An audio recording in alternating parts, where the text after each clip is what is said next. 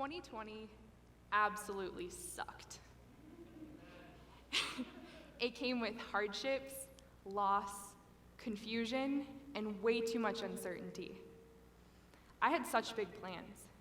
I made one of those lists at the beginning of the year, those really long ones of everything you wanted to do in the year. Joke's on me. Most of that has been put on hold or thrown out altogether because suddenly my life was on a completely different track. My expectations were really high. I planned a trip to go to Iceland with my best friend in March. We went to the Blue Lagoon, got to go hiking, go to some hot springs, go shopping, all of that. It was all great, but what I wasn't expecting was for my flight back to the United States to get canceled and almost getting stuck in Iceland for a month. So, thank you, 2020. Coming back to this new reality was a major shock for me. I couldn't see my coworkers, I couldn't see any of my clients in person, and suddenly therapy looked completely different. Planning an entire session of only telehealth services was a challenge I wasn't expecting.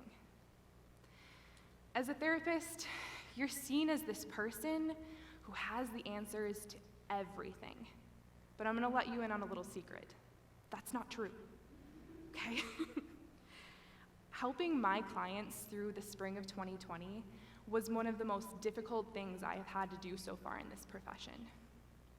How am I supposed to help my clients through this pandemic if I don't even know how to help myself? As a mental health professional, I wasn't taking care of myself. I was ignoring my body and my mind and putting all of my time and energy into my clients. We preach self-care so much that I feel like we forget what it even means sometimes. I was struggling, and believe me, I was the last person who wanted to admit that. How can I be a good counselor if I'm struggling with my own mental health problems?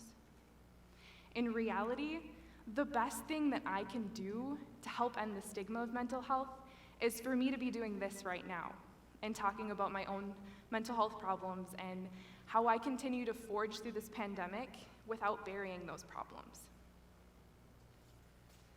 Talking about my mental health and being real with myself for the first time was the major step I had to take. I had to get to know myself again. What was I missing in life? How can I take this experience, this lonely, scary experience, and make the best out of it? In May of 2020, I said, I've had enough. I needed to make a change. I was spending all of my time cooped up in this tiny little studio apartment downtown Fargo, watching way too much Netflix. Anyone else? Yeah. And it was pretty isolating at times. I didn't have my friends and I didn't have my family, and as someone who is more extroverted, that was really difficult to try to manage. I needed to find a creative outlet and a way for me to support myself during this time. I knew I wanted to be a mental health counselor for a really long time. And I also knew I wanted to be a business owner and have the creative freedoms that come with that. Do I feel like I'm ready to own my own therapy practice 2 years into my profession? Absolutely not, no. But I do have other things that I care about and I'm passionate about that I feel like I could take into that business structure. So that's when I decided to make Wildflower Co, and that's the business that I now own. I wanted to take my interests and kind of mash them together and combine them with my beliefs and everything I feel strongly about. So I created this business with 3 main focus groups, okay? So my creative passions, I love to embroider, to create, to make designs, shirts, that kind of thing. Also, my awareness through the mental kind of barriers that it takes to opening your own business. It was time for me to take on the emotional and the physical barriers, especially as someone who has no experience doing what I'm doing. I had a million questions. What will it take to make this work? What if I fail? Will people even like the stuff that I'm making? Am I stupid for thinking this can work? The imposter syndrome was real. How could I start a business from the ground up if I didn't even believe in myself? The self-doubt, the self-sabotaging behavior, the negative thoughts, all of that was way more difficult to power through than any of the physical barriers I had to start my own business. I had to have the confidence in myself before anyone else could have the confidence in me and my business. So I decided, right then and there, that I would make a plan, and I would see it through. I told myself I would rather jump into this head on, fall flat on my face, and fail, than to look back at my life and always wonder, what would have happened if I did that? All of the what ifs. So I spent 2 months creating, designing, embroidering way too many shirts than I needed. I pulled out my camera. I didn't even know how to use it at the time. I started taking pictures, stock photos, created my own website, created all of the social media accounts that I needed, and, started a small following.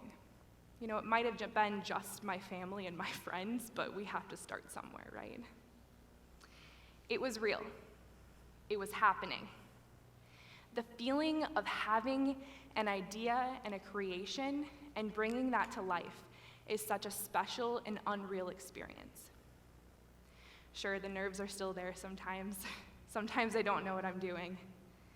But 8 months into this business, and the only regret I have is not starting sooner. Do any of you have an idea or something that maybe you just haven't had the courage to do?